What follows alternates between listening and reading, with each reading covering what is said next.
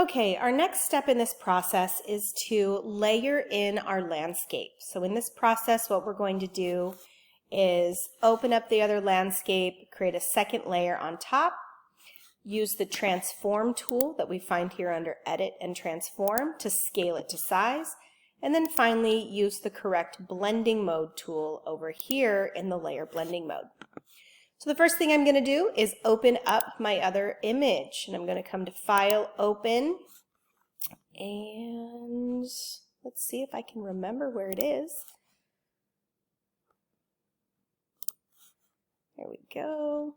And I'm going to use, that would actually be kind of interesting, but I'm going to use, that one might be good. I'm going to use this one right here. There we go, number 2, of this picture of the Oceanside Pier that I took a few years ago. I thought this might look kind of cool inside this jar. So what we're going to do next is I'm going to select this whole image.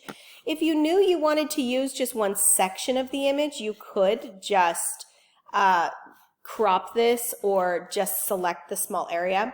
But using the method we're going to do, this will you won't be able to see any image, any part you're not using anyway. So I'm just going to take the whole thing, and I'm going to come up to Select All. If you notice, there is a shortcut in Photopea of Control-A, but I am working on a Mac, and sometimes the shortcuts don't work so well. But you could always try it. So for this purpose, I'm just going to go to all my menus. So first I'm going to come to Select All, and then up to Edit and Copy, and then back to my jar, and I'm going to hit Edit and Paste. And there's my image. Obviously it's smaller than the jar, and so it doesn't really fill the space like we would hope. So the next thing I need to do is scale this. So I'm going to come to Edit, Transform, and Scale. Again, Edit, Transform, and Scale. Now when I choose Scale, it's going to put a bounding box around the landscape. And if you look over here on my Layers panel, you'll see Layer 1, that is my landscape. Layer 2 is my jar, or the background. And I'm going to grab the corner. Now remember, if you hold the Shift key down while you're doing this, it will keep your proportions the same, which for right now, we do want to keep our proportions at least relatively close to what they were before. Now, if you notice, this is going to, obviously I'm not going to be able to fit this whole landscape inside this jar, so I'm going to need to really decide where I sort of want it to lie. And if you want to kind of squish in your landscape a little bit, like I am going to do that because I want some of this nice color over here. So I'm just going to squish this in just the tiniest bit. Now notice you want your landscape to be hitting. You don't want it to go all the way down to the bottom. Think about how liquid in a jar sits. So we want this to be just about right here to the edge. And then on the top, again, we want it to be filling the jar, but not all the way up to the tippy top.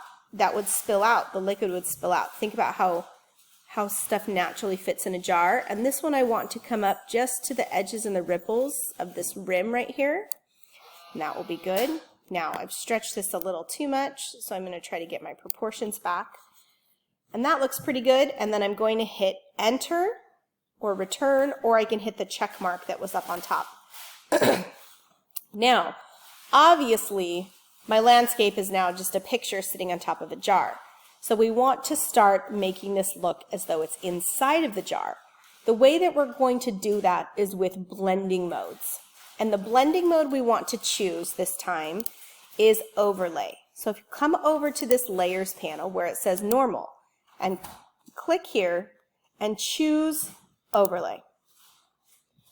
And when you choose Overlay, this is what's going to happen. You're going to see a little bit of the edge of your landscape, but not too much else. If you zoom in really close and kind of take a look, you're going to start seeing a bit of your landscape inside the jar, but not the whole thing.